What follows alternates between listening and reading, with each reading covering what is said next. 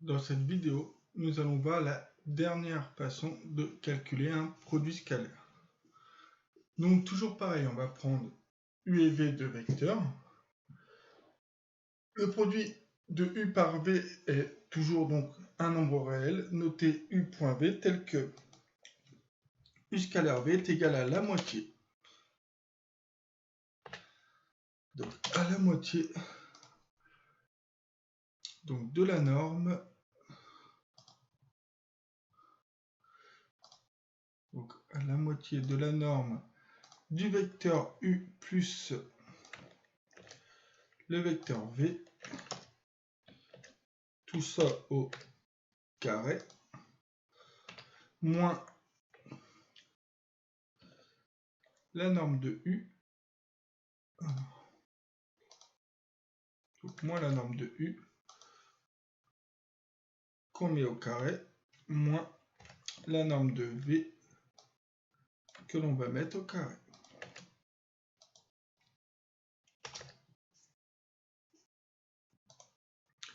Et je vous dis qu'on trouve souvent cette formule de la manière suivante.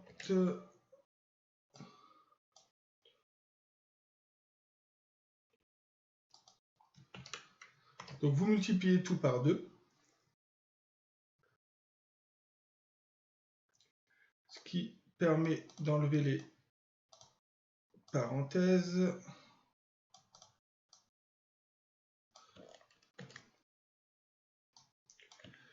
Ensuite, moi, ce qui m'intéresse, c'est ça.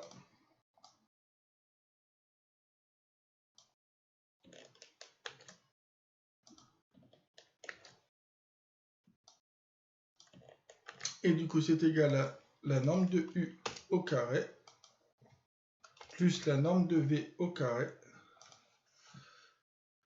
plus 2 fois le produit scalaire entre U et V. Donc je répète, vous multipliez tout par 2. Ensuite, vous voulez isoler ça. Donc vous rajoutez la norme de U au carré plus la norme de U au carré pour éliminer ça. Et donc vous obtenez cette formule-là. Alors, application numéro 6. On vous demande de calculer un produit scalaire à l'aide des normes. Donc vous voyez ici qu'on a un parallélogramme avec AB égale 4, AD égale 5, AC égale 7. Donc on a des longueurs. Donc ici, on a à première vue pas d'angle, donc on ne va pas utiliser le produit scalaire avec les angles. Nous n'avons pas de coordonnées, donc nous n'allons pas utiliser les coordonnées de vecteurs. Il ne semble pas y avoir d'angle droit, donc nous n'allons pas utiliser le projeté orthogonal. Donc il ne nous reste plus qu'à utiliser la formule du produit scalaire avec les normes. Donc ça va nous donner le produit scalaire de AB avec AD. Alors, donc produit scalaire de vecteur AB avec AD, on va essayer d'utiliser cette formule-là. Donc je vais prendre ça et je vais dire c'est la moitié du vecteur du coup AB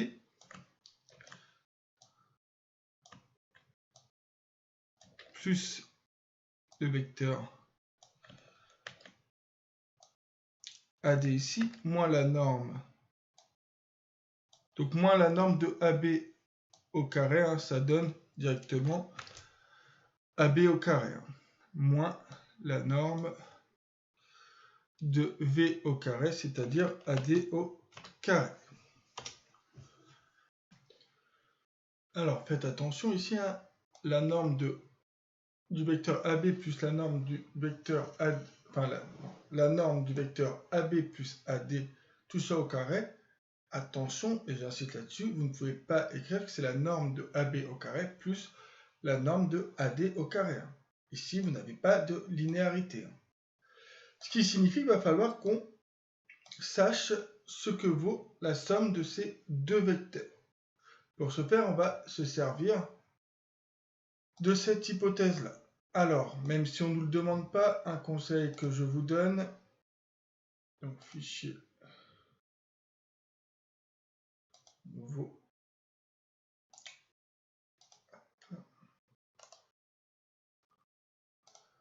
c'est de construire ce parallélogramme. Donc je vais construire un parallélogramme très rapidement.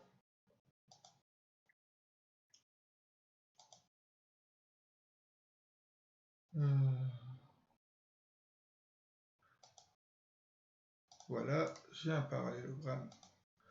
Et donc ABCD.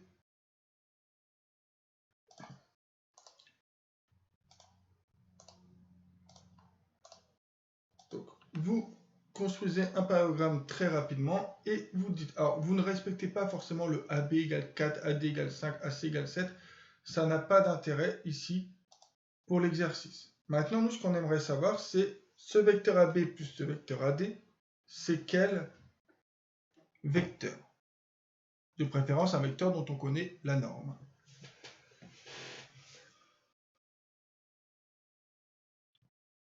Et bien, vous pouvez voir que AB plus le vecteur AD, donc AB plus le vecteur AD, c'est ce qu'on appelle la règle du parallélogramme, qui nous dit que c'est le vecteur AC. Alors, si vous n'en êtes pas convaincu, au pire, vous utilisez la relation de Schall. AB plus AD, c'est la même chose que AB plus AC. Vous êtes parti de A, vous arrivez à C, vous avez AC. Donc, vous dites, or,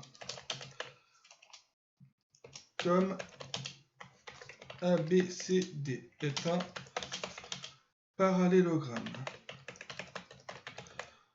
alors, cette somme-là, c'est égal au vecteur AC.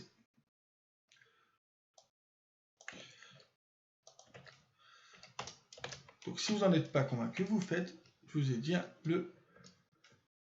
vous faites le parallélogramme.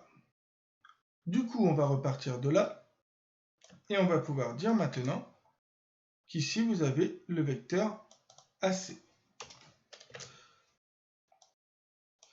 Et donc, maintenant, vous avez la norme de AC au carré, et ça va nous arranger, puisque du coup, vous obtenez ici directement la longueur AC au carré. La longueur de AC au carré. Et maintenant, il n'y a plus qu'à remplacer. Donc, vous voulez la moitié, donc AC c'est 7, donc la moitié de... Donc là, vous avez 7 au carré, AB c'est 4, 4 au carré, et AD c'est 5, 5 au carré. Tout ça pour dire qu'à la fin, donc ici vous avez 49, là vous avez 16, là vous avez 25. Pour avoir à la fin 8 sur 2, donc là vous avez 8, 8 sur 2, ça fait 4. Donc voilà comment on utilise cette propriété. Il faut toujours faire en sorte, quand ce n'est pas évident, de transformer cette somme de vecteurs en un unique vecteur. Vous allez voir donc comment on peut faire avec un autre exemple. Donc ici AB scalaire CA, donc je vais recopier ça. Donc vous avez AB, ensuite vous avez ici CA. Donc ici vous avez AB, là vous avez CA. Et là regardez. Vous avez le vecteur AB plus le vecteur CA. Mais le vecteur AB plus le vecteur CA,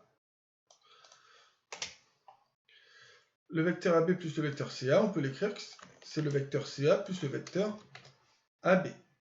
Donc AB plus CA, c'est CA plus AB. Et là, normalement, vous devez repérer pourquoi j'ai fait ça. Vous avez ici la relation de Schall. Et d'après la relation de Schall, vous obtenez que CA, le vecteur CA plus le vecteur AB, c'est le vecteur CB. Et du coup, maintenant, on obtient une norme au carré, ce qui nous donne directement la longueur CB au carré. Donc, on obtient la longueur CB au carré et il n'y a plus qu'à remplacer.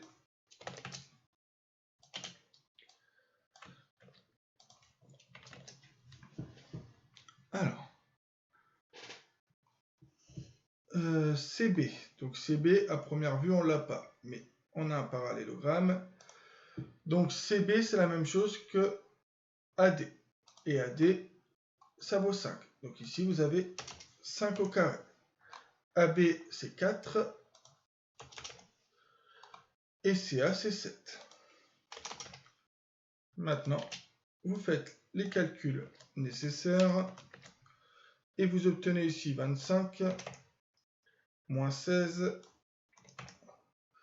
moins 49. Et ça, après calcul. Donc, après calcul, vous obtenez que ça fait moins 40. Donc, moins 40 sur 2 et moins 40 sur 2, vous avez moins 20. Et ça m'intéresse parce que, enfin, je crois que c'est la première fois dans ce cours qu'on voit qu'un produit scalaire, hein, ah ben non, je dis une bêtise, on l'a déjà vu avec les vecteurs collinaires. Donc oui, un vecteur scalaire peut bien être négatif, hein, mais de toute façon, on l'a déjà vu avec les vecteurs collinaires. Donc voilà. Enfin, CB scalaire CD.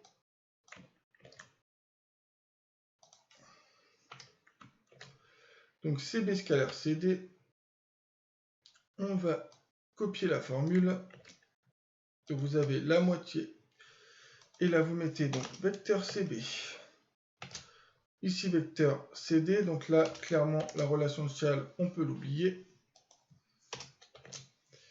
Mais n'oublions pas que nous avons un parallélogramme. Donc, on veut nous CB plus CD.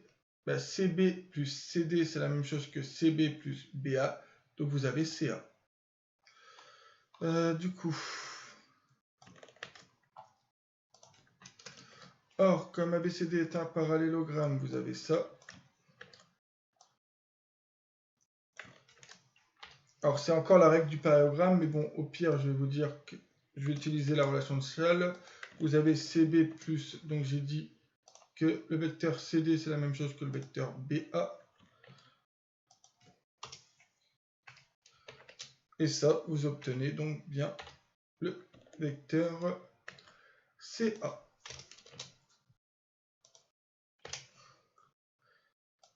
Vous prenez ça et vous remplacez. Donc ici, on a dit qu'on avait maintenant le vecteur CA.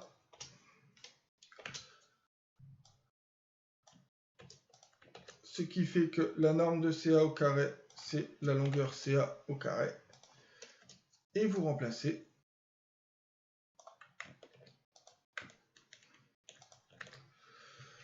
Donc, nous avons ici CA au carré, vous avez 7 au carré. CB au carré, vous avez 5 au carré. Donc, CB. Donc, CB, c'est la même chose que AD. AD, donc, vaut bien 5, c'est bon. Et CD, vous avez 4 au carré, car CD, c'est la même chose que AB. Vous faites le calcul. Vous avez ici 49. Ici 25. Qu'est-ce que j'ai fait ici? Voilà. Et la 16. Tout ça pour obtenir à la fin 8 sur 2. Ce qui fait 4. Voilà.